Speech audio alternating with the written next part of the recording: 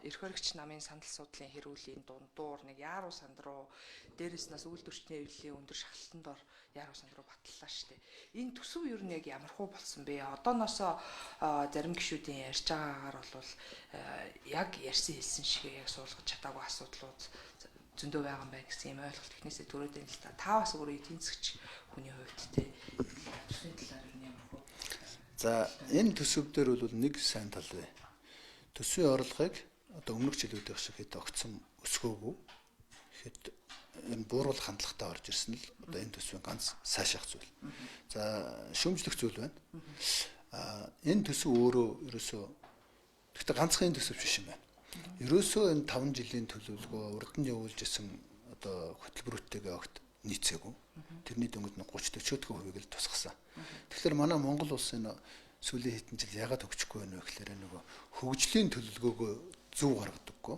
Хөгжлийн төлөвлөгөөгөө гаргасан ч тэр нэг тийм зүгээр л нэг юм байшин барилга барих гэнтэр гэж байгаа шүү дээ. Гэтэл үгэн тэр хөгжлийн төлөвлөгөөн дээр 5 жилийн дараа бид нэр орлого яаж дэвшилсэн байх вэ? Боловсрал яаж нэмэгдсэн байх вэ? Эрүүл мэнд яасан байх вэ? Зам гүүр барилга харилцаа нь яаж хөгжсөн байх вэ гэдэг юм яг наривчлан тусгадаггүй ямар нэгэн юмнууд биччихдэг. Тэгээд тэр нь ингээд засгийн газар солигдох болгонд л өөрчлөгдөж орж ирдэг. Өмнө ч тэгжсэн, одоо ч тэгж байна. Тийм учраас эхний шүүмжлэх зүйл бол хөгжлийн төлөвлөгөөтэйгөө уялдаа багтаа байсан. Тэгвэл бас нөгөө талд нь бас ойлгож болох зүйл нь хөгжлийн төлөвлөгөөгөө улс орон даяараа одоо ингээд нэг тийм том ойлгоод манай Монгол улс ер нь ирээдүйд ийм ажлын байрыг нэмэх юм байна. Ингэж боловсрлоо нэмэгдүүлэх юм гээд бүх ард иргэд засгийн газар их хурлын гишүүд нь ойлгож хүлээн зөвшөөрөх ийм хэмжээний биш. Зүгээр л ийм хийнэ гэсэн тэр хөгжилтэй хамаатай ч юм уу хамаагүй ч юм уу бага хэмжигсээгээ биччихдэг учраас одоо бид нэр энэ талаасаа эхэлж засах шаардлагатай байна.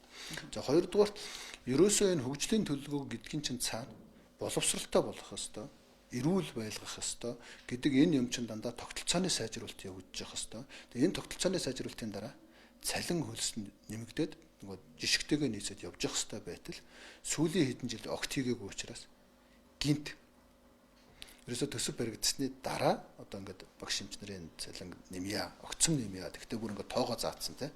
Энэ орж ирж байгаа чинь бол засгийн газрыг их хүнд байдалд оруулж ийн л да. Тэгтээ эндээс яаж гарч ийнэ вэ гэхээр нэг талаасаа тэр урсгал зардлыг тодорхой хуваар хасж байна. Ер нь энэ урсгал зардлыг л хасах хэрэгтэй байна. Тэгээд тодорхой хэмжээний хөрөнгө оруулалтуудыг хасаад энийг одоо ингээд гал унтрах байдлаар шийдэж байгаа. Одоо яг энэ шийдснийхаа дараа ерөөсөө энэ төрийн албан хаагчдын цалин хэд байх юм, бүтээмж нь хэд байх юм, хүн нь хэд байх юм, ямар үр дүн гаргах юм, боловсрал яаж сайжрах юм, эрүүл мэнд яаж сайжрах юм, төрийн албан хаагчдын бүтээмж яаж сайжрах юм гэдгээ маш хурдан хийхгүй бол дараагийн одоо энэ асуудлууд гарч ирнэ шүү дээ. Одоо үнэхээр бусад төрийн албан хаагчид бас цалингаа нэмүүлэхийг хүсэж байгаа арга байхгүй. Ялангуяа одоо энэ цагдаа нарын цалин бол маш бага байна шүү дээ, тийм ээ. Тэгэхээр бүгдээр л нэгдсэн тогтолцоотой нэгдэлсэн системтэй тэгээд энэ нь өөрөө эдийн засгийнхтайгаа уялддаг юм байхгүй бол ийм шахалт байдлын арга нь сая буруу боловч яалтчгүй сүүлийн хэдэн жил боловсрал эрүүл мэнд ганцхан боловсрал эрүүл мэнд ч биш бүх тогтолцоогоо сайжруулах юм алдсан. Сүүлийн хэдэн жил манай Монгол улс төсвийн орлогоор бол харьцангуй өндөр сайхан байсан энэ боломжоо бид нэг ингээд алдчихж байгаа нь харамсалтай. Тэгэхээр одоо энэ төсвийн дараа боловсрал эрүүл мэнд төрийн албан хаагчдын тоо бүтээмж энэ бүтцээ маш оновчтой болгож иж тэгээд нэгдсэн цалингийн тогтолцоолууд оруулахгүй бол энэ үйл явц дуусахгүй. Яг таныг ингээ ярихаар бас бодогдчихно л да. Зарим эдийн засгчдын зүгээс бас хэлчихсэн. Одоо жишээлх юм бол нийслэл түүхийн цалинг одоо зээл авах маягаар маш өндөр тогтоосноос болж одоо жишээлх юм бол сая нүүлдвэрчний эвлэлийн жагсаал дээр тэрийг ус айгүйх жишээ болгож ярьж барьцчихсэн. Тэгээд энэний араас эмчнэр, багш нар, эмчнэр гээд айгүй болвол одоо энэс нь цэрэг цагдаагийнхан, онцгойгийнхан энэ төр гэдэг ч юм уу ингээд төрийн албан хаагчид шат дараалтаа иймэрхүү ажил хаягч гэдэг юм уу шахалт үзүүлэх байдлаар ингээд цалингаа нэмүүлээгээд ороод ирэх юм бол улсын төсөвт авах үгүй юу гэдэг ийм асуудал яригдана гэдээ яригдчихсэн л та.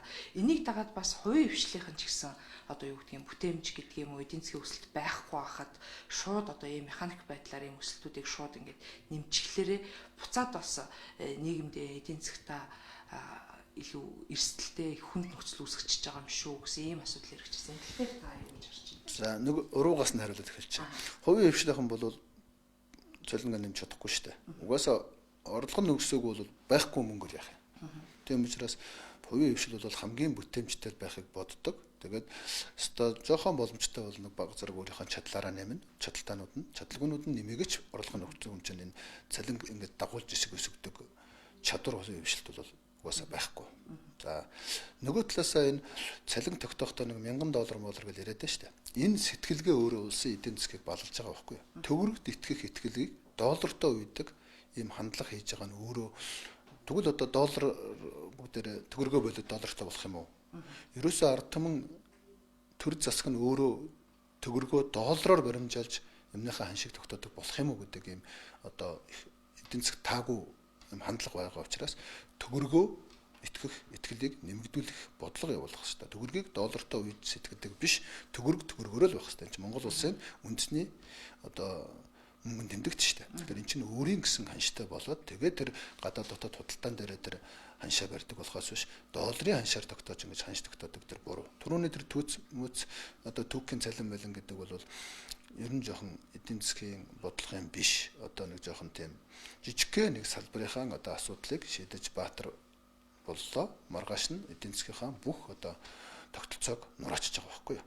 Одоо тэгээд яг хэрвээ энэ жишгээр явах юм бол дараагийн тулгамдж байгаа аль нэг газрын цалингаа $2000 болгочихъя гэд бусд нь ингэж хэрэгдээд явах юм бол энэ цалин нэмэгдээд байгаа чинь нэрлсэн үнээрэл мөнгөнд үн нэмэгдээд байгаа болохоос биш бүтээмжгүй болохоор яадаг байх нь хань шунгаагаад бусдыгаа ядууруулад байдаг. Тэгээ өөрөө ч гэсэн тэр өсөлтөндөө хүрэхгүй болчдөг. Учираас энэ бүтээмж тогтолцооны асуудал яригдана.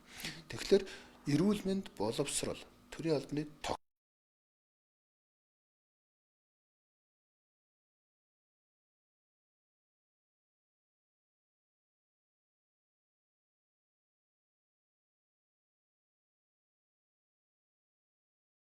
эрүүл мэндийн ажилчдын үндсэн цалин оны эхэнд төсөвт 30%-аар нэмэгдүүлэхээр суулгасан гэж мэдээлсэн л дээ. Гэтэл өчигдөр болохоор мөнх сайхан гишүүн ярьцлага өгтөө эрүүл мэндийн салбарынхны цалин 30% биш 15%-аар суулгачаад үлдэгдэл одоо 15%-ийн эрүүл мэндийн даатгалын сангаас гаргах юм оруулсан байлээ гэж хэлсэн. Тэгэхээр та хоёрын төсөв хэлцүүлгийг анзаарсан уу? Яг 30%-аар суулгаж чадсан юм уу? Засгийн газар худлаа яриад байгаа юм уу? Эсвэл мөнх сайхан гишүүн арай юм баримтын алдаатай мэдээлэл өгч үү? Хэрвээ үнэхээр төсөвт 30% суулгаагүй болвол энэ хэлэлцээр чинь одоо бас яг юу гэдгийг эмчнэрийг бас тодорхой хэмжээнд хуурсан маягаар хийцэн биш үү гэсэн ийм ойлголт төрөд байна. Тэгэхээр 15%-аар суулгасан. Засгийн газарт урсгал зардлаа хэмнээд 30% өргөх боломж байгаа.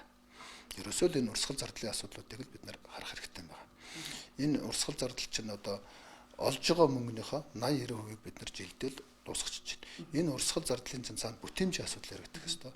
Одоо тэр бүтээмжийн асуудал дээр харин би Чимбэрэн гишүүнийг бол нэг жоохон магтчмар санагдаад байгаа. Хамгийн оновчгүй юмнуудыг оновчтой болгоод зардлыг хэмнэсэн зардлаараа одоо цөөхөн чанартай хүмүүсээ өндөө цалинжуулах юм боломжууд бол байгаа.